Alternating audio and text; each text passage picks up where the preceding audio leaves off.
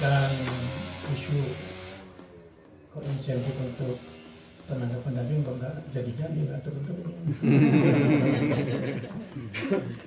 Karena tahun kemarin kan saya kan mau dapat insentif ya. Iya. Ya.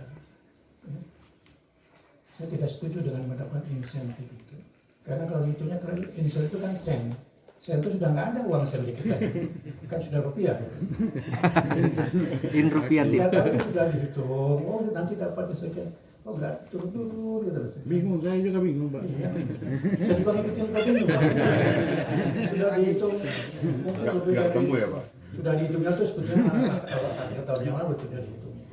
Tapi ternyata kok ya nggak tahu lah. Kita lama kenapa. Ya saya cuma bisanya menyampaikan ke Bapak tadi. Ini di lapangan ada masalah begini. Betul-betul solusinya begini. Termasuk dari teman-teman TNI juga. Nah, itu baru satu masalah Pak. Belum tadi selain dana desa kan ada dana yang lain. Ada BPNT, BSD. ada teman-teman desa yang sudah terlanjur nanti ya dibangun jalan ini itu kalau tidak jadi kan sudah disepakati di pusat dan lain-lain.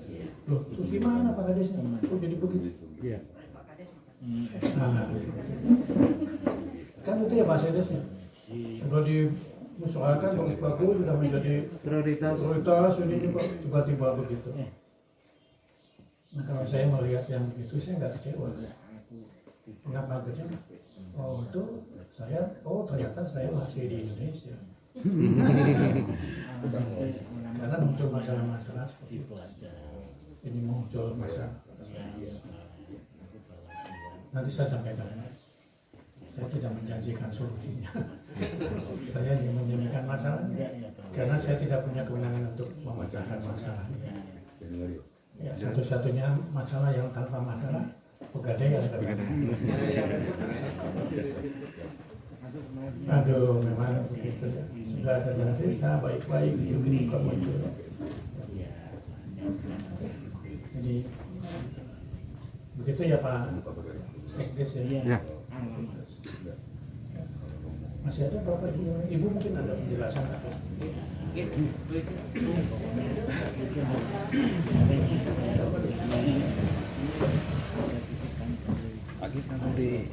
harus memenuhi 80%. Bismillahirrahmanirrahim. Assalamualaikum warahmatullahi wabarakatuh.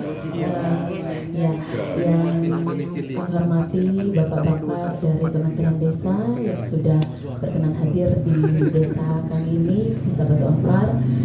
Yang kami hormati Bapak Kades, Bapak Kades dari PMD Kabupaten. Mohon maaf, salam dari Bapak Camat karena sayangnya Pak Camat yang akan hadir di sini tadi karena Pak Camat ada rapat dengan Bupati masalah HUT Kepahyang, jadi beliau tidak dapat hadir sehingga kami yang diutus untuk ke sini. Mohon maaf yang sebesar-besarnya kepada Bapak-bapak. Bapak, kami cuma mau bercerita sedikit karena Desa Batu Ampar ini di dalam kepemimpinan Bapak Kades Pak Herwan masih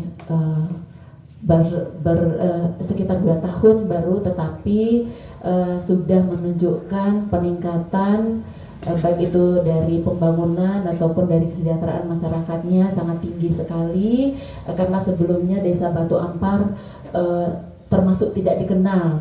Di Kabupaten Kepahyang juga termasuk tidak dikenal, tapi dengan kepemimpinan Bapak Herwan dan beserta perangkat desa, Batu Ampar dapat dikenal, dapat menjadi contoh untuk Kabupaten Kepahyang, khususnya untuk desa-desa yang ada di Kecamatan Merigi ini. Tidak saja dalam satu kegiatan, termasuk dalam seluruh kegiatan, Desa Batu Ampar sudah selalu menjadi contoh untuk Kabupaten Kepahyang, baik di waktu ikut perlombaan pangan aman, alhamdulillah mendapat juara 3 nasional, kemudian kemudian kemarin mendapat bantuan dari mana Pak yang perpustakaan desa, kemudian mendapat bantuan kalau nggak salah itu. Jadi menurut kami Desa Batu Ampar sangat pokoknya kalau misalnya ada bantuan-bantuan tidak rugilah untuk masuk ke Desa Batu Ampar karena pemanfaatannya sangat tepat sekali. Nah, jadi mudah-mudahan untuk kedepannya karena Pak Herwan baru 2 tahun saja sudah menunjukkan peningkatan untuk Desa Batu Ampar yang sangat tinggi sekali. Mudah-mudahan sampai ke 2024 nanti untuk Desa Batu Ampar dapat lebih lagi dan dapat menjadi contoh. Kami bangga sebagai mewakili dari Kecamatan Berigi karena selalu Desa Batu Ampar untuk menjadi contoh di Kabupaten Kepahyang ini.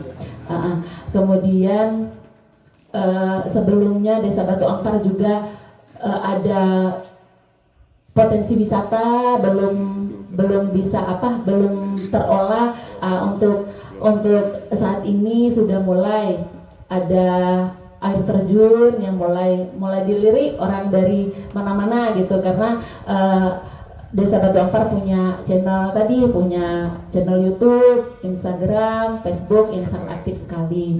Jadi sekarang kalau untuk wisata kemarin rencananya Desa Batu Ampar ini memang mau mengangkat wisata Desa Batu Ampar, tapi karena kendala dana, karena ada pemotongan pandemi kemarin untuk COVID-19 yang melanda sehingga selalu dialihkan terus. Jadi sampai saat ini belum bisa direalisasikan untuk masalah wisata tersebut. Kalau misalnya desa ekowisata Desa Batu Ampar sudah berjalan, sayangnya bapak-bapak dari kementerian kemarin tidak nginap di sini untuk ikut kegiatan warga di sini. Jadi bapak-bapak yang nginap di sini bisa mengikuti kegiatan warga di sini, bisa ikut bagaimana petani kopi di dalam menjalankan kegiatan sehari-harinya, terus bisa ikut untuk warga dalam mengelola air nira untuk dijadikan gula aren, kemudian ikut warga di dalam mencari rebung, di dalam mencari kecombrang sampai ke proses pembuatannya untuk dipasarkan secara online di toko online Desa Batu Ampar. Kemudian harapan kami supaya bapak-bapak dari kementerian bisa kalau misalnya ada bantuan ada apalah segala macam bentuknya, tolong untuk Desa Batu Ampar diprioritaskan karena tidak akan bisa Pak. Soalnya kalau ada bantuan segala macam tepat sasaran insya Allah Pak, amanah. Nah itu, jadi hanya itu yang dapat saya ceritakan pada kesempatan yang singkat ini. Lebih kurangnya saya mohon maaf. Saya tutup, wabillahi taufiq wal hidayah. Wassalamualaikum warahmatullahi wabarakatuh. Pak Kadus, saya sampaikan. Yang lain coba.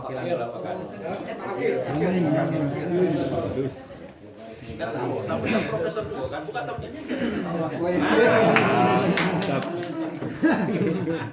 Ini kayaknya lebih dari profesor ini. Bismillahirrahmanirrahim. Assalamualaikum warahmatullahi wabarakatuh.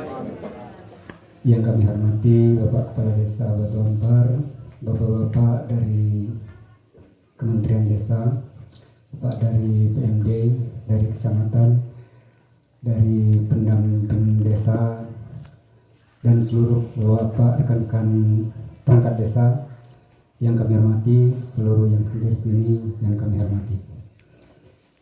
Baiklah, saya sebenarnya tidak ada yang perlu sampaikan Pak, tapi karena saya dipaksa juga untuk ngomong, terpaksa juga saya ngomong. Ya. Pada dasarnya saya masuk ke Desa Batu Ampar ini Pak, kita bercerita dikit, kurang lebih tahun 1993. Waktu itu desa kami ini masih menginduk ke luar, ke Desa Simpang Kota Bingin. Kemudian jalannya juga masih jalan setapak, ya, masih jalan tempat, jalan kita jalan kaki ya. Kemudian lebih kurang tahun seperti cerita Pak Kades tadi, tahun 88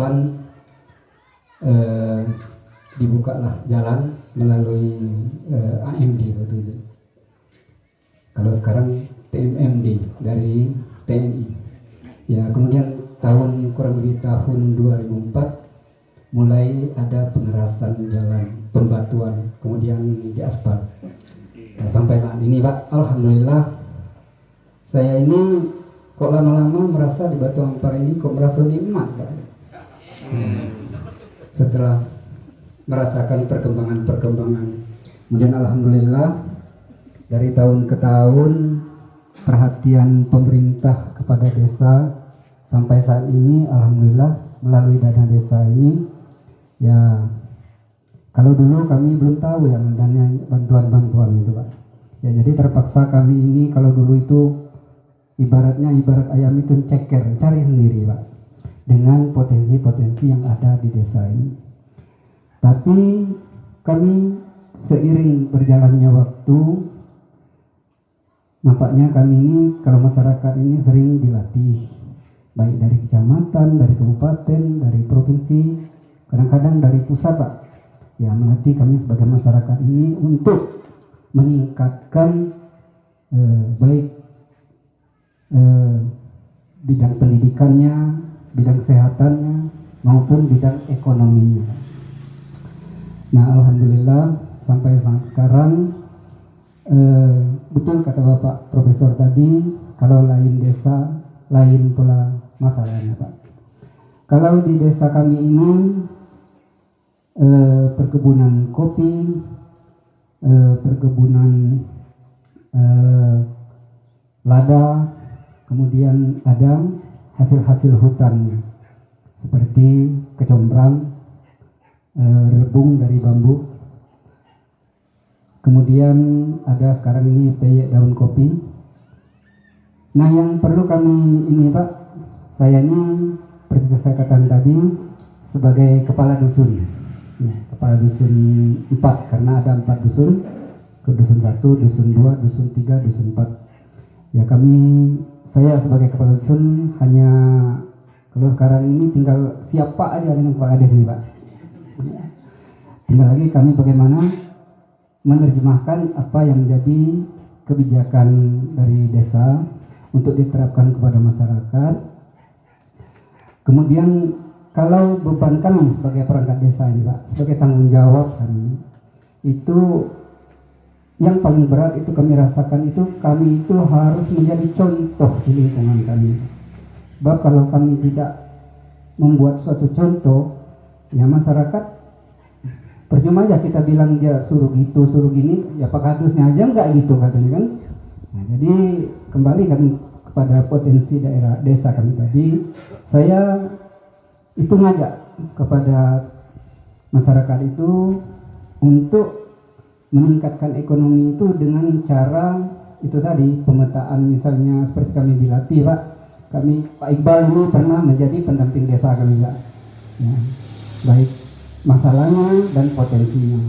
Jadi saya, karena tempat kami ini kalau kita menanam suatu tanaman palawija yang kira-kira bisa dimakan oleh hama, misalnya monyet, babi hutan dan segalanya, tentu tidak mungkin kami bisa berhasil Pak.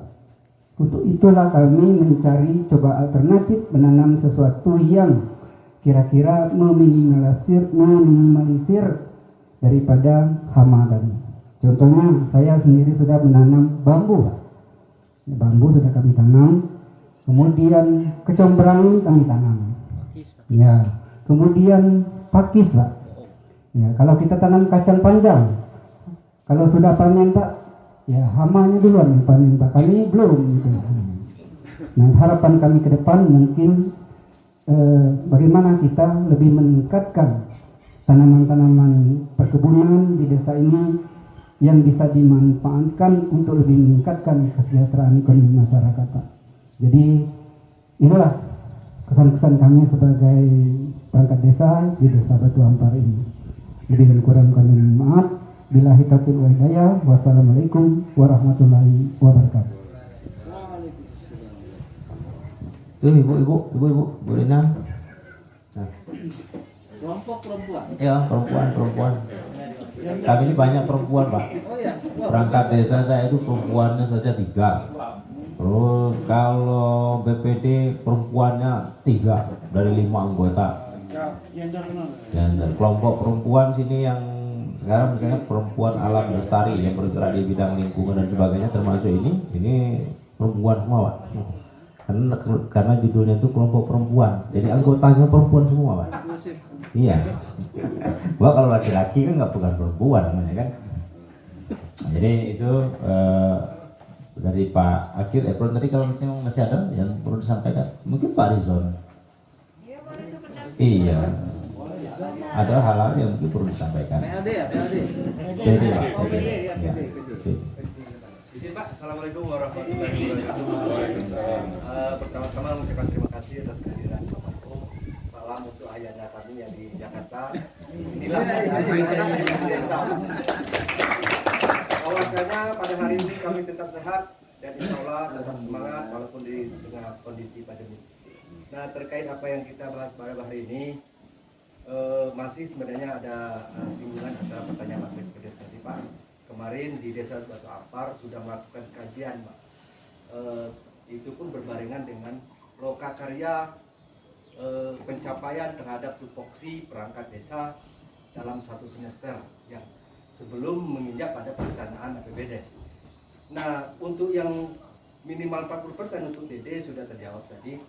Cuman ada satu lagi Pak yang terkait minimal 20% untuk ketahanan pangan dan hewani. Nah, sebenarnya ini sudah dirancang dan di desa pun sudah melakukan itu Pak. Terkait konteksnya sinergi dengan dulu terkait PKTD. Artinya setiap masyarakat desa bisa melakukan padat karya tunai dalam bentuk hal kecil seperti menanam di pekarangan rumah. Nah, dengan angka yang minimal 20%, artinya kan desa dituntut lebih banyak gitu kan. Nah, dalam hal ini mungkin Pak kami nanti menunggu petunjuk teknis secara mendetail itu Pak. Langkah-langkah apa saja yang bisa desa lakukan, karena dalam angka minimal 20% itu kan cukup banyak. Pola-pola apa saja nanti, hal-hal apa saja yang bisa diterapkan, terus mekanisme nanti bagaimana misalnya ketahanan pangan yang kita pola terapkan pada puncak nanti panen bersama, hasilnya gimana, atau apa saja yang jadi item dari ketahanan pangan itu. Itu saja Pak, mohon maaf lebih dan kurang. Wassalamualaikum warahmatullahi wabarakatuh. Terima kasih Pak Ridwan. Kami mungkin juga terkait dengan 20% kemudian dalam kajian kami di desa itu membahas misalnya, karena memang kami dari 2020 awal memang sudah merancang bersama-sama secara swadaya. Karena kita ini kan wilayah perkebunan kopi nih Pak Prof. Wilayah perkebunan kopi, kemudian kita coba, tidak mungkin kita nanam padi, tidak mungkin nanam jagung kan gitu. Nah, kecuali memang dibuka lahannya itu untuk ditanami jagung. Sehingga memang dalam bentuk ketahanan pangan yang coba kita lakukan adalah menanam keladi di antara batang kopi. Nah, itu yang sekarang beberapa orang sudah mulai panen. Jadi gitu. Mungkin ke depan masifnya mungkin yang sesuai yang sudah diatur oleh Perpres itu mungkin ada juga positifnya. Itu juga bisa menjadi sebuah kekuatan bagi desa untuk bisa melakukannya supaya lebih baik, kira-kira begitu. Jadi kopi 1 hektar perkebunan kopi artinya kita berpotensi menanam keladi 1 hektar. Jadi kita itu punya kebun keladi 1 hektar, punya kebun kopi 1 hektar, punya kebun rawit 1 hektar, kebun lada 1 hektar, di tanah 1 hektar Pak. Lebar itu. Jadi berapa hektar tuh Pak? 4 hektar, tapi tanahnya 1 hektar. Iya kan? Gitu. Artinya kan bisa lebih menjadi produktif gitu, lebih produktif. Mungkin itu salah satu bentuknya, tapi kami tetap akan menunggu petunjuk teknis seperti yang disampaikan oleh Pak Rizal tadi itu.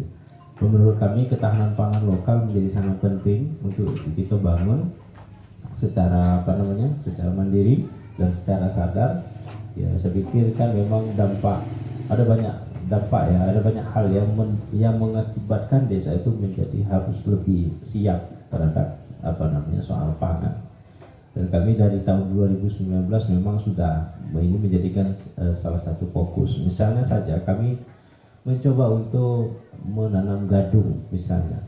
Kami coba melakukan budidaya terhadap gadung. Bambu yang sebelumnya belum dibudidayakan secara khusus sekarang kita sudah coba lakukan budidaya. Bentuk-bentuk makanan kuliner yang sekarang muncul ini kan adalah bagaimana mendorong supaya orang memiliki ketergantungan terhadap itu. Jadi kira begitu. Kalau misalnya daun kopi bisa dimanfaatkan menjadi proyek, maka orang akan tetap berbun kopi. Kalau rebung misalnya bisa dijadikan steak dan sebagainya, bisa diolah memiliki hasil ekonomi yang lebih, maka orang tetap akan menanam bambu. Kira-kira begitulah seterusnya, aren dan lain-lainnya. Nah sekarang dalam bentuk ketahanan pangan, semuanya ini pangan sebenarnya. Kopi itu pangan, ya kan? Rebung itu pangan. Cuman kan ada asumsi dasar, ada semacam ini ya. Kita itu ngomong yang namanya pangan itu kan karbohidrat, ya kan Pak gitu tuh Pak. Wow. Kalau bukan keladi, kalau bukan ubi kayu itu bukan disebut pangan, padahal pangan juga kan gitu. Cuman kan memang pangan karbohidrat pengganti beras lah kira-kira, memang kami coba siasati dengan keladi, dengan talas itu. Dan rencananya memang ini kan kita coba lakukan memanfaatkan perkebunan kopi masyarakat untuk bisa ditanam secara lebih masif ke depannya itu. Dan kenapa keladi? Karena itu yang paling mungkin bersanding dengan kopi. Tidak mungkin kita nanam ubi kayu. Kalau nanam ubi kayu, kopinya teler. Nanam ubi keladi, ubi apa namanya itu dirambat, kalah kopinya. Yang paling mungkin tidak akan mungkin mengalahkan kopi itu cuma ubi keladi, kira-kira begitu. Gadung misalnya itu kan bisa juga kita tanam di batas perkebunan warga, karena gadung itu kan sudah hampir punah Pak, dan dia menjadi sangat penting. Itu mungkin Pak sekedar sebagai gambarannya, harapannya misalnya nanti itu keladi itu 6 sampai 8 bulan kalau tidak salah ya. 6 sampai 8 bulan dia sudah bisa dipanen. Artinya di awal tahun 2023 dia kalau misalnya ditanam di 2022 dia sudah bisa panen. Sehingga nanti harapannya itu dia menjadi sebuah komoditas baru bagi BUMDes untuk bisa diolah dalam bentuk jual beli talas. Nah itu, ataupun misalnya bisa ditindaklanjuti juga nanti ke depan misalnya kalau memungkinkan dengan teknologi pasca panennya misalnya dibentuknya tepung misalnya dan lain-lain. Kira-kira seperti itu Pak. Sekedar ini kalau misalnya ada. Yang sulit menjawab yaitu tadi yang pertama.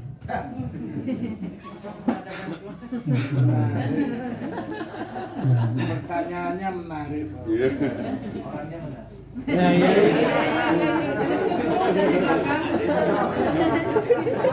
Nanti dulu dari samping atau dari depan. Yang menarik itu yang terakhir. Ini tua-tua keladi.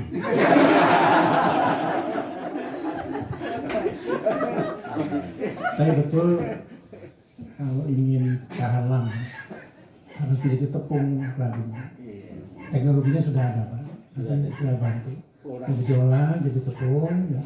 Tepung kan bisa dijual tepungnya dikemas atau saya mendengar dari Pak Lurah dan Bu Puskanda potensinya kaya sekali gitu.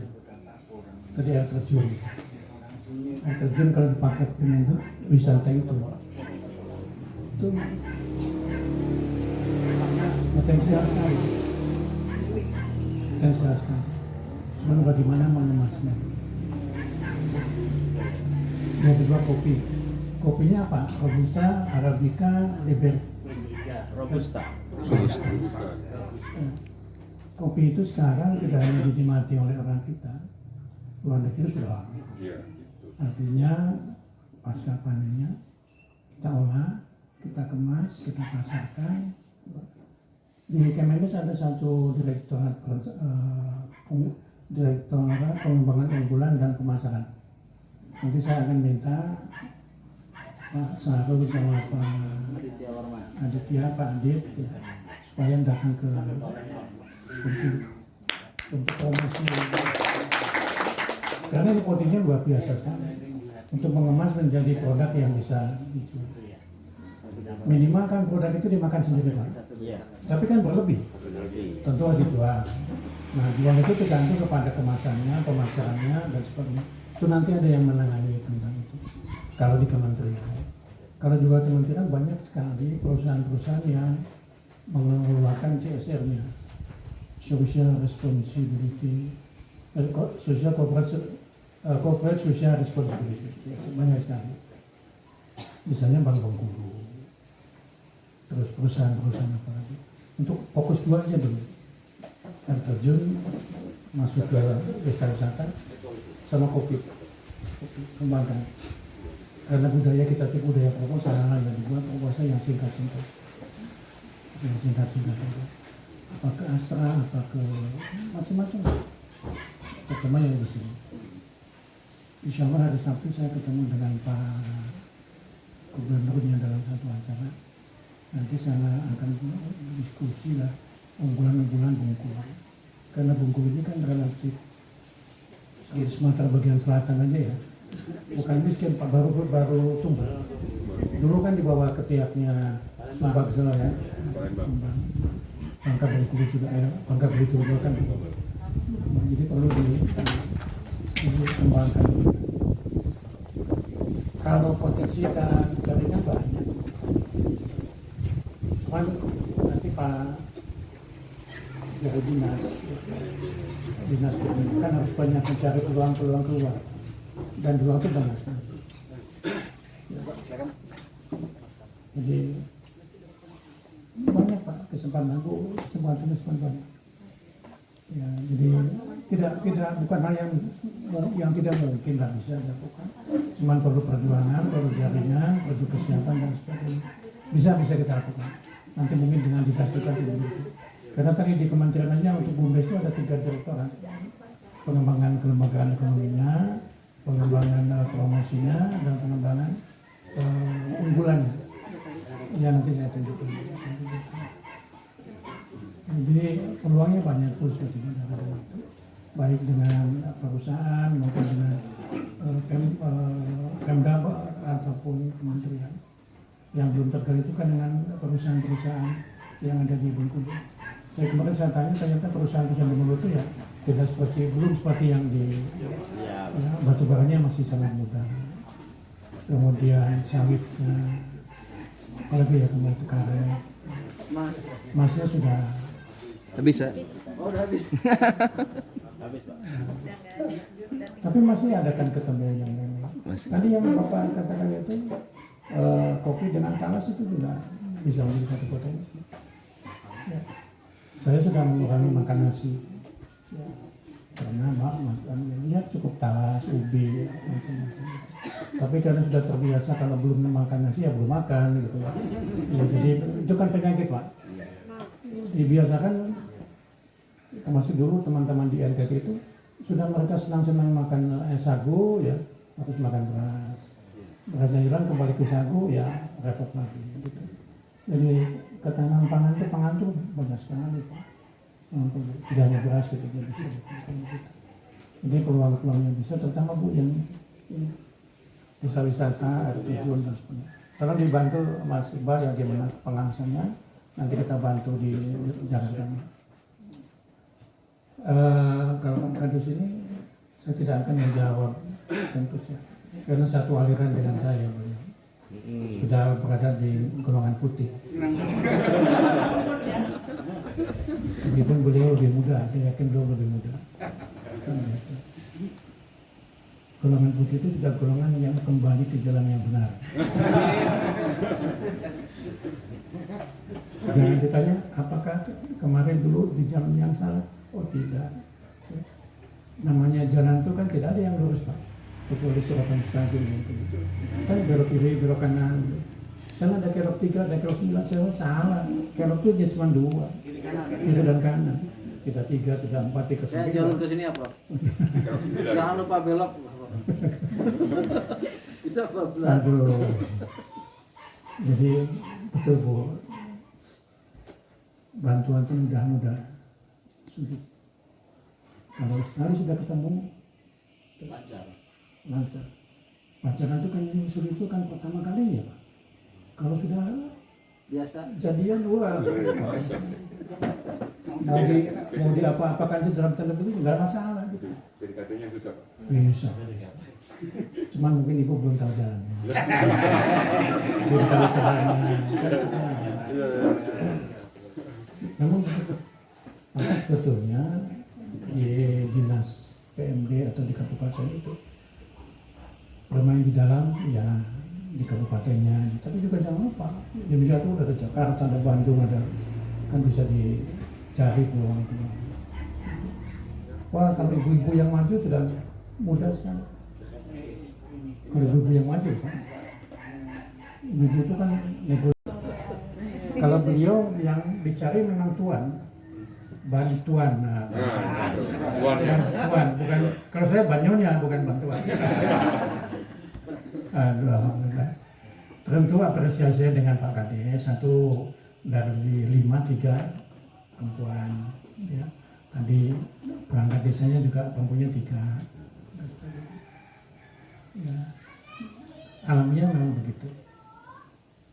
Kalau Pak Kiai ini, ya berdua maksudnya. Tuhan itu kan menciptakan makhluk itu berpasang-pasang. Ada laki-laki dan ada perempuan. Dan Tuhan itu pergaulan istri-istrimu terus begitu dengan baik. Istri-istri loh. Begitu aja Pak Kades, terima kasih. Mohon maaf ya, mudah-mudahan pertemuan kita ini barokah. Assalamualaikum warahmatullahi wabarakatuh. Waalaikumsalam. Terima kasih nih Pak Prof dan teman-teman sekalian. Jadi sekali lagi kami atas nama pemerintah desa mewakili masyarakat desa Bapak terima kasih dan mohon maaf kalau ada hal-hal yang kurang berkenan dalam kegiatan pada hari ini. Pada prinsipnya kami sangat memerlukan bantuan, dukungan dan penguatan. Ya, artinya kan bantuan itu tidak hanya dalam bentuk sifatnya material kan. Ya, bantuan bagaimana misalnya kita ini memiliki pemahaman, pengetahuan, semangat dan kemampuan untuk bisa bekerja juga dalam bentuk hal yang menjadi sangat penting menurut kami. Yang mungkin kita lebih kenal dengan penguatan kapasitas dan sebagainya itu. Sekali lagi Pak, terima kasih dan jangan pulang dulu karena tadi itu benar saya sudah pesan nasi, makan dulu. Cuman makanya di rumah saya aja lah, di situ aja ya. Karena sekalian nanti nyicip, nengok daun kopi dan sebagainya. Ya, siapa tahu bisa foto-foto kan, gitu, untuk diposting di Snap. Di Snap. Ya mungkin nanti sore sudah bisa nonton YouTube-nya di. Oh, insya Allah besok Pak. Edit dulu hari ini. Iya, lebih kurang mohon maaf. Wallahul muwaffiq ila aqwamit thoriq. Wassalamualaikum warahmatullahi wabarakatuh.